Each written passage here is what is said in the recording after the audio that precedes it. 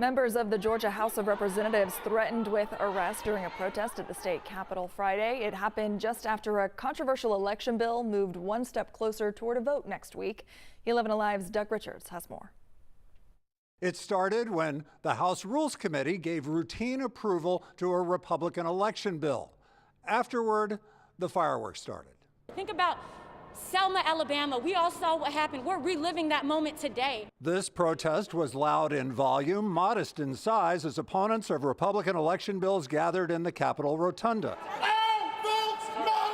Within a few minutes, they attracted the attention of at least one state trooper, and as they moved into a higher visibility area of the Capitol, they drew more attention from state troopers.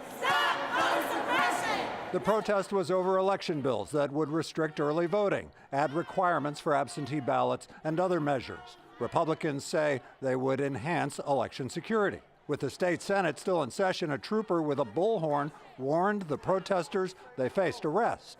You are in violation of 1611-34.1.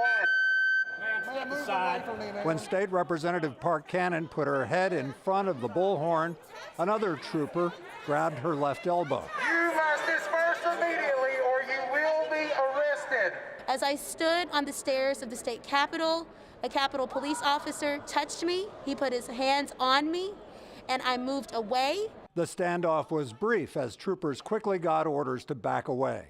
Democrats joined Cannon in what eventually turned into a sit-in on the staircase and a standoff that will probably get a mention or two when the House election bill gets debated next week. That officer touched me in public, and he needs to apologize in public. The legislative pace here at the Capitol will get accelerated next week. The legislature passed a resolution to adjourn on March 31st.